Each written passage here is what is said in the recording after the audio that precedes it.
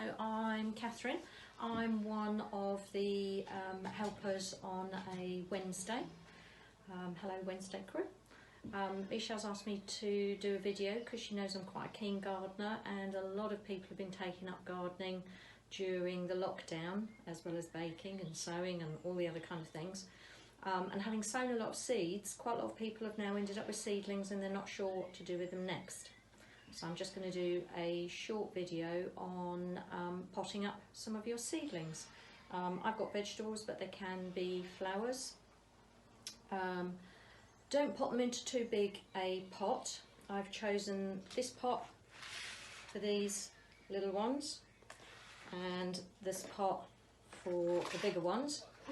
If you pot them into, if I pop those straight into the big one straight away, then the temptation is to overwater them and the roots can rot. And they seem to prefer going up incrementally. So that's the first thing to remember. Second thing to remember is it's best to do it when the plant has got a decent set of leaves. These have only got the first set of leaves really, although they're coming, but they've been in there for a while, so I'm going to pop them on now just to encourage them, to give them a bit of an encouragement. These guys have got the first true leaves as opposed to the seed leaves, so they're great. And compost, you can use proper compost in as much as sort of for seedlings, but don't worry over much. General compost, if you can't get hold of the proper compost, is fine. And I'm just going to open my bag now, so bear with me for a minute. Okay, so take your pot,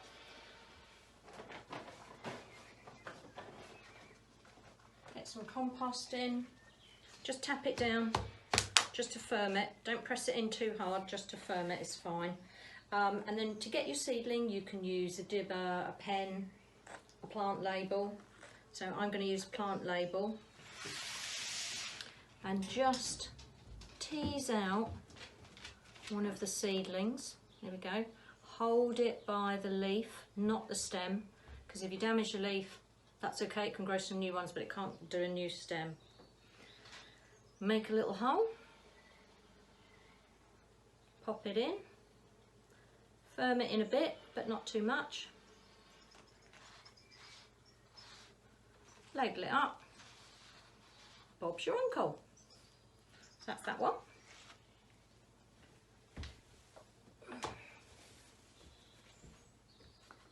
These ones are already in a pot. I sowed the seed in a little peat pot. You can see the roots there growing nicely. They're absolutely perfect stage to pot on. So same thing again.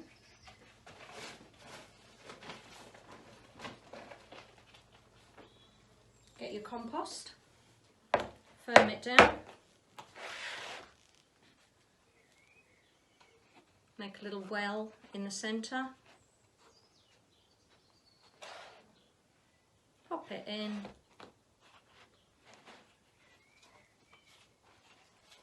And then some more compost around the top.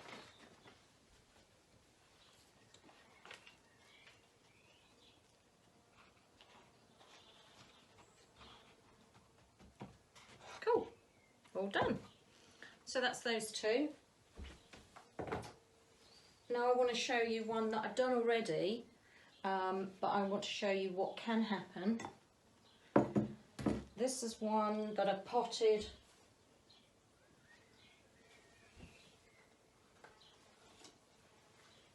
I've already potted them into these little tube things, which are great.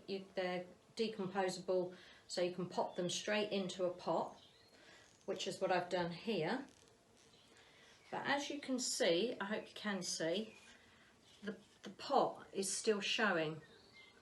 Now that's not too bad if you're going to keep it in the greenhouse or the conservatory, as I am, and you can just keep it watered. But if you put it outside, what happens is that tends to act as a wick, so the plant can get dry too quickly, and especially if it's windy, and it just draws the moisture up from the roots and damages them that way. Another thing to mention is if you're going to put the plants outside during the day, that's fine, but give it another 2 or 3 weeks. If you're going to have them outside permanently, give it another 2 or 3 weeks before you leave them outside all the time. Out during the day, in at the night, out during the day, in at the night, and then eventually put them where they're going to be. So I think that's about it really. When you water them with a bottle of water that's been standing in the same room that the plants live in, so that it's the same temperature, which they won't get a temperature shock. Talk to them. Give them a little brush every now and then. That encourages them to be a little bit more hardy. It just sort of is like the wind outside. Sounds silly, but apparently it works. And good luck with your gardening.